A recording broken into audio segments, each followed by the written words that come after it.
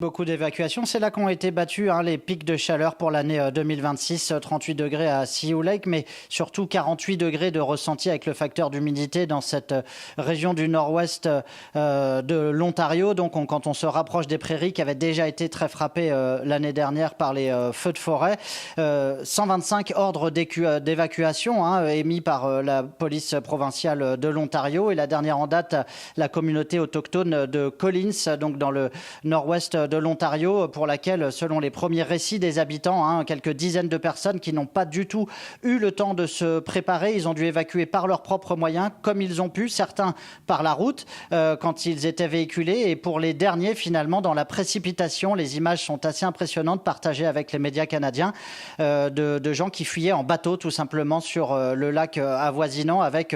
en photo, donc dans le sillage de ces bateaux qui prenaient la fuite, des murs de fumée enflammés de centaines de mètres de hauteur.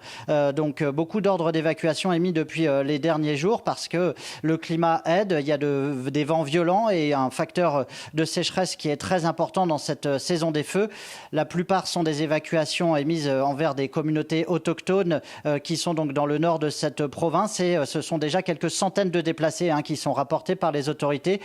qui ont trouvé refuge dans les plus grandes villes au sud de la province, à Thunder Bay notamment, et puis dans la plus grande ville du Canada, donc à Toronto notamment.